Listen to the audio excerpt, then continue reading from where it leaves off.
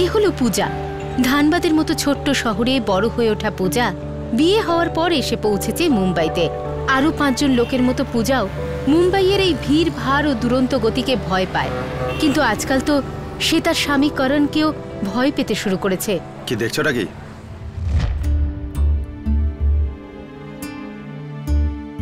AC ছাড়া ঘুম আসে না তোমার? রানী ভিক্টোরিয়ার ফ্যামিলি থেকে এসেছো? আর এই যে 500 টাকা এসটিডির বিল। আচ্ছা করোটা কি তুমি? কত কথা বলো তুমি তোমার মায়ের সঙ্গে? হ্যাঁ, এখনো পর্যন্ত হানিমুনের বিল শোধ করছি আমি। হেল্প করেছে কেউ? আমি জানতাম না যে। নিজে বাইরে বেরিয়ে চাকরি করলে না বুঝতে পারবে।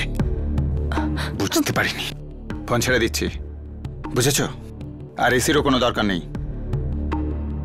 যাও এখন।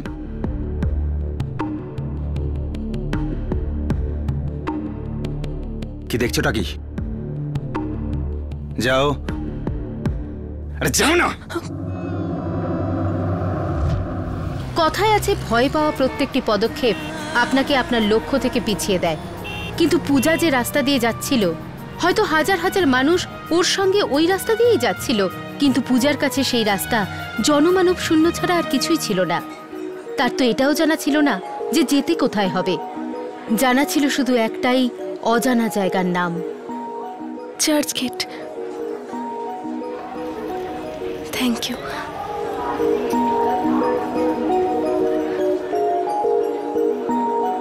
ছোট থেকে বড় হয়ে ওঠা পর্যন্ত প্রত্যেকটি মেয়ের একটা স্বপ্ন থাকে, বিয়ে। কার সঙ্গে হবে, কেমন হবে, কোথায় হবে। বিয়ের সময় সবাই বলেছিল পূজা মা রাজরানী হয়ে থাকবি। রানী তো দূর, আজ পূজা নিজের বাড়িতেই ঝি চাকরদের মতো থাকে। বিয়ের মণ্ডপে 7 জন্মের প্রতিজ্ঞা করেছিল যে স্বামী, সে পূজাকে আজ এমন পরিস্থিতির সামনে ঠেলে দিয়েছে যে তাকে অসহায় অবস্থায় দৌড়তে হচ্ছে। শুধু ট্রেন ধরার জন্য নয়, জীবনকে আরো নতুন করে পাওয়ার জন্য। করণকে জীবনসঙ্গী পেয়ে সুখের স্বপ্ন দেখেছিল পূজা, কিন্তু স্বপ্নেও কোনোদিন সে ভাবতে পারেনি যে একদিন ওই সুখের মাসুল তাকে এইভাবে গুনতে হবে। ওসব বলে হবে না, কোনো লাভ নেই কান্নাকাটি করে। পারবো না। পারতে হবে। মুম্বাই শহরে থাকতে গেলে কন্ট্রিবিউট তো করতে হবে। এই বাড়িতেই তো থাকতে চাও, তাই না? আর তোমার বাড়ি থেকে তো কিছুই আসেনি, ইনস্টলমেন্ট তো দিতেই হবে, তাই না? নাও এটা, নাও এটা, ধরো। নাও ধরো এটা। আরে নাও না।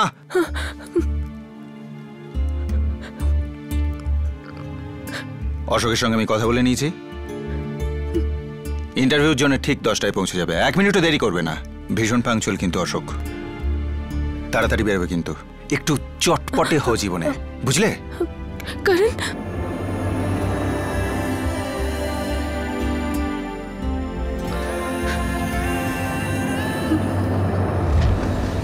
অনুগ্রহ করে শুনবেন, চার্চ গেট যাওয়ার জন্য লেডিস স্পেশাল 4 নম্বর প্ল্যাটফর্মে আসছে। এই ট্রেন শুধুমাত্র মহিলাদের জন্য।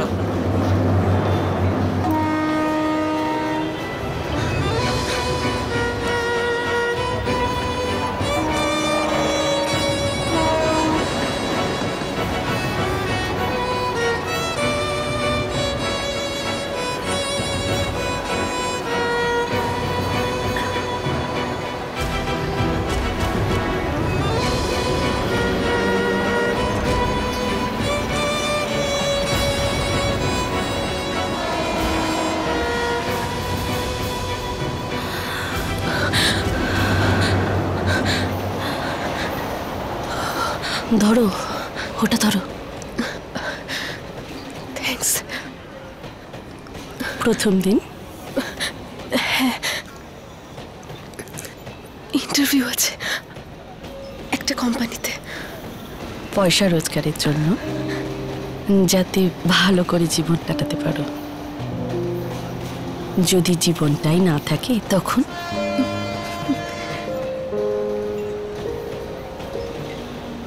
সাবধানে ধরে থাকো।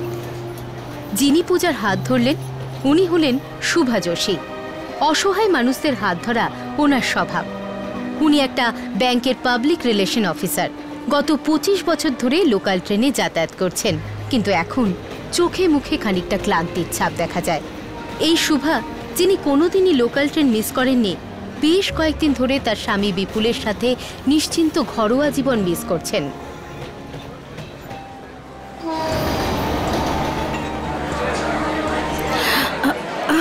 ধরো ধরো ধরো।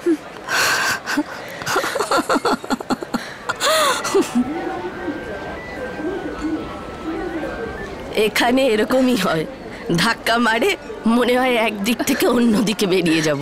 একটা সাইডে দাঁড়িয়ে থাকো। তুমি যাও, যাও এখন। হ্যাঁ, কিন্তু সিগন্যাল হয়েছে কোথায়? যাও, তোমার ট্রেন এসে যাবে, যাও। আসেনি তো এখনো। আমার ট্রেন যদি আগে পৌঁছে যায় তাহলে তো আবার আমাকে অপেক্ষা করতে হবে, কিন্তু তুমি যদি আগে পৌঁছে যাও আর আমার জন্য অপেক্ষা করো, সেটা বেশি ভালো লাগবে।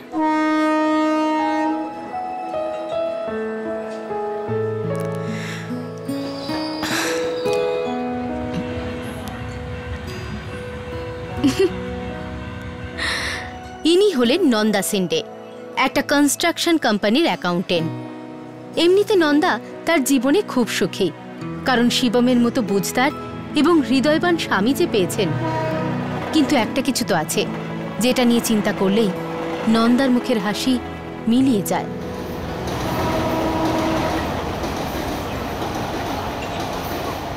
বসবে? আরে, এটা মোবাইলটা কার পড়ে রয়েছে এখানে? ও, আমার ফোন। ওহো, আপনার ফোন বুঝি? ফোনটা ভেঙে গেছে। ভেঙে গেল? আমি ভেবেছিলাম কি জানি কার ফোন।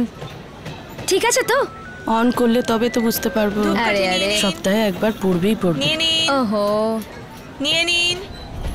কে নেবেন? কি ফোনটা চালু হয়েছে? চালু হয়েছে।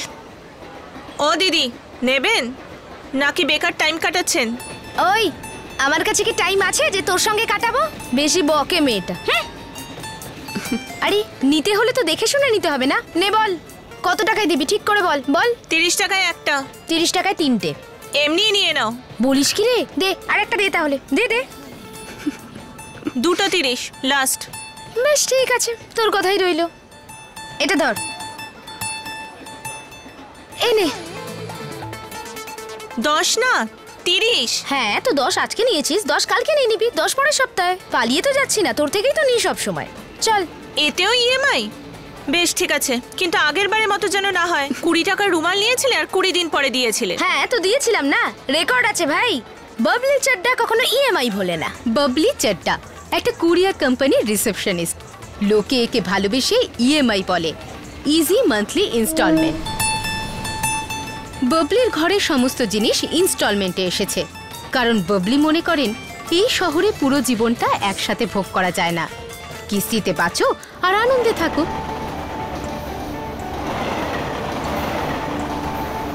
লেডি স্পেশাল ভিরার থেকে চার্চগেটের এই যাত্রা শুধু মুম্বাইয়ের দুটো প্রান্তকে জুড়ে রেখেছে তাই নয়, কখনো কখনো বেশ কয়েকটি জীবনকেও জুড়ে দেয়।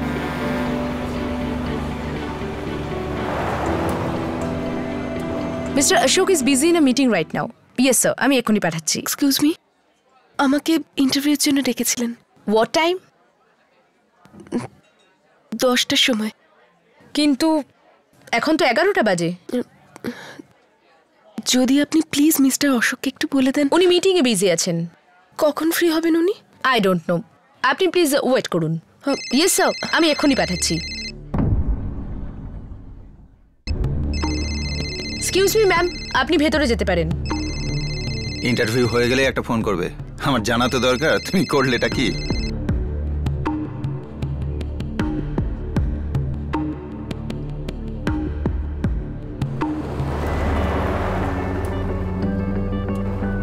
হ্যাঁ শুনছি। Good morning madam. বলো। 1 মিনিট দাঁড়াও, হোল্ড করো একটু।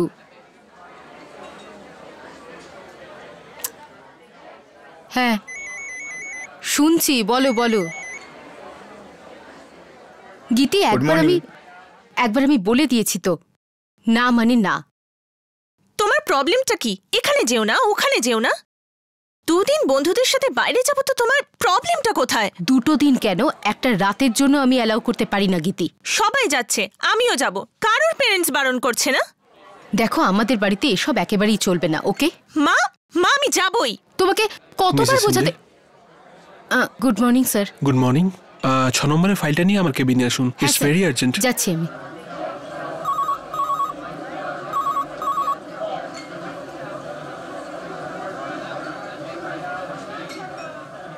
দেখো গীতি, আমি একবার বলে দিলাম তো, না মানে না, ওকে? আমি কথাই বলতে চাই না। গীতি প্লিজ, আমরা এই ব্যাপারটা নিয়ে বাড়িতে গিয়ে কথা বলতে পারি কি? আমি যাব আমি যাব আমি যাব, বললাম তো আমি। কেন বুঝতে চাইছো না তুমি? হ্যাঁ শিন্ডে সাহেব ফাইলটা চাইলেন। হ্যাঁ হ্যাঁ পাঠাচ্ছি। আচ্ছা আমি অফিস পৌঁছে গেছি, ওকে? আর তখন থেকে একই কথা বলে চলেছি। না আমি তোমার কোনো কথাই শুনবো না। গীতিকা,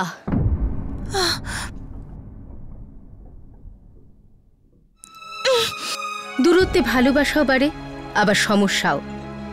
চাকরি সূত্রে সন্তানদের থেকে দূরে থাকা নন্দার অন্যান্য ওয়ার্কিং পেরেন্টসদের মতোই এই দুঃখ চিরকালই রয়েছে। ও যদি এত ব্যস্ত না হতো তাহলে ওর মেয়ে হয়তো এত জেদি হতো না। আমি যাব আমি যাব আমি যাব, বললাম তো আমি।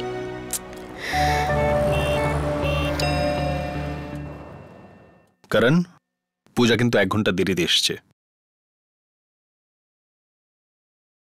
ইয়ার, আমার আবার একটা ইম্পর্টেন্ট মিটিং আছে। I am really sorry Ashok, I am really very sorry. ও না, সময়ের কোনো। তবু আমি ডেকে নিচ্ছি।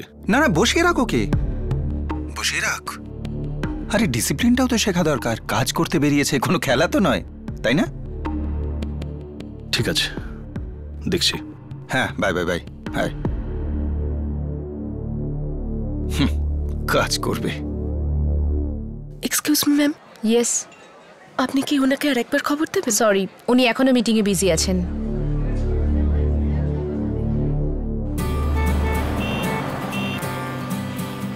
Chennai, Chennai, Baroda, Baroda, Akola. Akola. Hello, yes, Chadda madam কোথায়? ওই কাউন্টারে দেখুন। ভুজ। ভুজ। কোথায়? তুই আবার এসেছিস? দেখ ভাই, আমি এই অফিস ছেড়ে পালাচ্ছি না। দিয়ে দেবো তোর পয়সা, মানডে চলে আসিস। ম্যাডাম 1 মাস হয়ে গেল ভ্যাকুয়াম ক্লিনার নিয়েছেন, 2400 টাকার বিল ছিল, এখনো পর্যন্ত 500 টাকা দিয়েছেন। ওই এটা দিল্লির। যখনই আসি মন্ডেতে দিয়ে দেবেন বলেন। কবে আসবে এই মন্ডে? মানডেতে। দেখুন ম্যাডাম, আজ আমি ইএমআই নিয়েই তবে যাব। ওই গলা নামিয়ে অত চেঁচাবার মতো কিছু হয়নি। হ্যাঁ, একে তো তোর ভ্যাকিউম ক্লিনার কাজ করে না, তার উপর আবার। দাঁড়া, আসছি। ওই রনক, কাজ করছিস? আচ্ছা শোন, একটা 500 টাকা নোট দে না, দিয়ে দেবো তোকে 1 সপ্তাহে। আবার 500 টাকা? আমি দিতে পারবো না। কেন? আগের বারে দিয়েছিলাম যখন, কাঁদতে কাঁদতে ফেরত দিয়েছিলি। হ্যাঁ, তো এবার হাসতে হাসতে ফেরত দিয়ে দেবো। দে তাড়াতাড়ি। পয়সা নেই আমার কাছে, দেখ। আরে একেবারেই পয়সা নেই আমার হ্যাঁ, এই কাছে। তো রয়েছে, বাজে বকছিস কেন? না দে না দে। না, আমার কাছে খালি আর এই তো 500 আছে, না, এটাই না, না। চলবে। আরে দিয়ে আরে- দে না, ফেরত দিয়ে দেবো, চিন্তা করিস না। পয়সা মন দিয়ে নেই, কাজ কর। তবুও নিয়ে চলে গেল।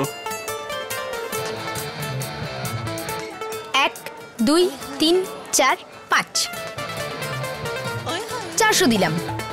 কিন্তু ইএমআই তো 500 টাকা ছিল। 2400 টাকা হলে একটা ইএমআই তো 400 টাকার হবে না? এটা সেই 400 টাকা, এটাই রাখ। এই রনক, কি হলো? শোন এদিকে। দেখ দেখ দেখ বাবলি, দেখ আমার পার্স একেবারে খালি হয়ে গেছে। তো নে 100 টাকা, তোর প্রথম ইনস্টলমেন্ট। আর 400 পড়ে রইল, বলেছিলাম না হাসতে হাসতে দিয়ে দেবো। এত তাড়াতাড়ি? বাবা, বাবলি চাড্ডা কখনো ইএমআই ভোলে না।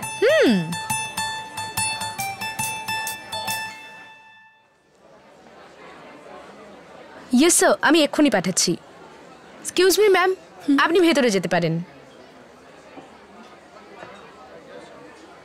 গো straight, last cabin. Thank you. আমি যখন আপনাকে বলেছি ডেলিভারি টাইমে হওয়া চাই, তখন আপনার ডেলিভারিতে লেট হলো কি করে? ওয়াই? দেখুন, I want discipline at any cost. ব্যাপারটা হলো কি, কিছু লোকের কাছে না সময়ের কোনো দামই নেই। আপনি কি নেবেন? আই মিন চা, ঠান্ডা? থ্যাঙ্কস। ওই ইন্টারভিউ? সেটা তো 10টায় ছিল, হয়ে গেছে।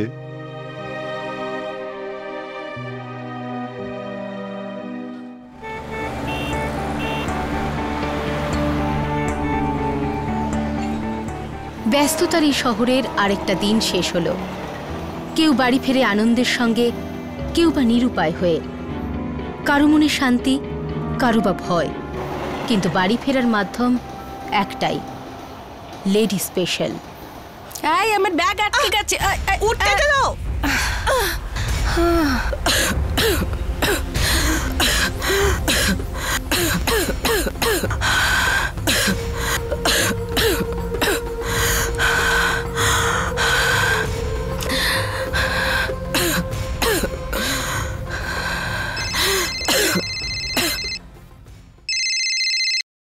হ্যাঁ শুভা, তোমার শরীর ইনহেলার নিয়েছো? তুমি ওখানেই দাঁড়াও, আমি আসছি। না না, আমি অফিস থেকে বাড়ি চলে এসেছি। তুমি দাঁড়াও, I am coming, you wait দেয়ার।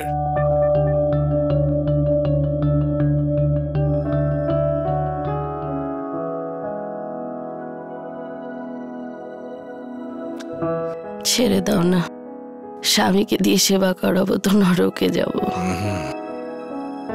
স্ত্রীর সেবা না করলে যে আমি নরকে যাব? আচ্ছা, খুব চালাক তাই না? আমাকে নরকে পাঠিয়ে নিজে স্বর্গে যেতে চাইছো, তাও একা একা? অবশ্য তোমার আর আমার জন্য সময় কোথায় আছে? মানডে থেকে ফ্রাইডে আমি বিজি থাকি, স্যাটারডে সানডে তুমি পুনে চলে যাও। তো ছেড়ে দাও না চাকরি, কি প্রয়োজন আছে আর? সত্যি বিপুল, হাঁপিয়ে উঠেছি আমি। যেটুকু সময় বাকি আছে তোমার সঙ্গে কাটাতে চাই। আমি ভিআরএস এর জন্য অ্যাপ্লাই করে দিচ্ছি, আর তুমিও পুনে যাওয়া ছেড়ে দাও। হ্যাঁ, কিন্তু পুনের অফিসটাও তো দেখতে হবে না? কিসের জন্য? যেটুকু আছে সেটুকুই যথেষ্ট। বিনয় বাসুর তো বিয়ে হয়ে গেছে, ওরা সেটেল করে গেছে, আর আমার পেনশন তো আমাদের দুজনের জন্য যথেষ্ট। ছেড়ে দাও না, আমি আর কাজ করতে চাইছি না। কত কিছু দেখার বাকি আছে, কিছুই তো দেখিনি। চোখ বোঝার আগে তোমার সঙ্গে এই দুনিয়াটাকে দেখতে চাই। এমন না হয় যে খবর এলো এদিকে মিসেস যোশী মারা গেছে, ওদিকে মিস্টার যোশী পুনেতে আছেন। শুভা, এসব কি বলছো? না সত্যি, আমি রিটায়ারমেন্টের জন্য অ্যাপ্লাই করে দিচ্ছি, আর তুমিও। ঠিক আছে, নিয়ে নাও।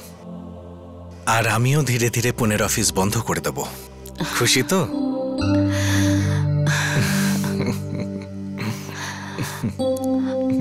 হাত বুলিয়ে দাও না।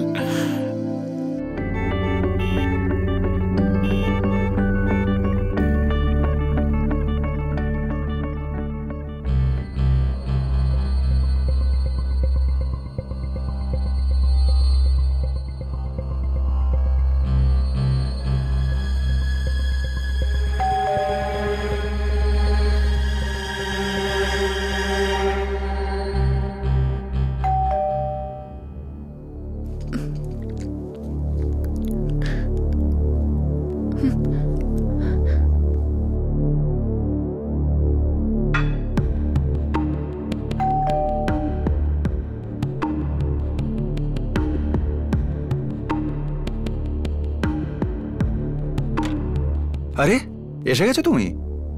কখন এলে? এসো। আরে ভেতরে এসো ভাই, তোমারই তো বাড়ি। হ্যাঁ, বেল বাজাওনি কেন?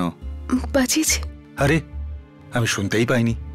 ও, তোমার জন্য তো খাবার বানাচ্ছিলাম আমি, সেই জন্যে। বসো বসো বসো। চা চা বানাবো তোমার জন্যে? হাঁপিয়ে গেছো? না। আরে বসো,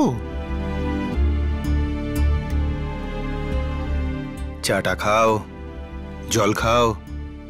অফিসটা খুঁজে পেয়েছিল তো? হ্যাঁ, তাহলে বলো কেমন হলো ইন্টারভিউ?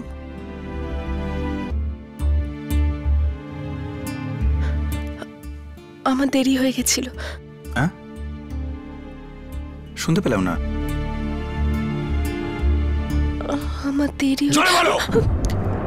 আমার দেরি হয়ে গিয়েছিল। জোরে বলো। কি করে তাড়াতাড়ি হাঁটতে পারো না তুমি? হ্যাঁ, কতটা হিউমিলিয়েশন হলো আমার, তুমি জানো? বোঝো? ও দয়া করছিল আমার উপর তোমার ইন্টারভিউটা নিয়ে, আর তুমি তোমার ইচ্ছে মতো সময় পৌঁছলে। আরামে থেকে থেকে জং লেগে গেছে তোমার শরীরে, ফোকটে খেয়ে খেয়ে চর্বি লেগে গেছে। বলেছিলাম না তোমায় চটপটে হও। শপিং করাবো, সিনেমা দেখাবো, ঘোরাতে নিয়ে যাব, ফোনের বিল দেবো। তোমার এই সব আয়েশের জন্য পয়সা কি তোমার বাবা দেয়? বাবাকে কেন এর মধ্যে জড়াচ্ছ?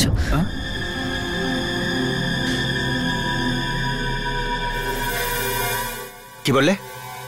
বাবাকে কেন?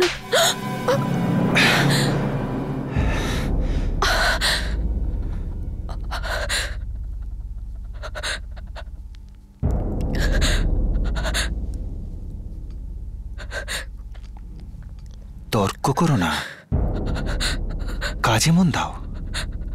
আর যদি তর্ক করতে চাও, রোজগার করে দেখো। কথাটা বুঝেছো?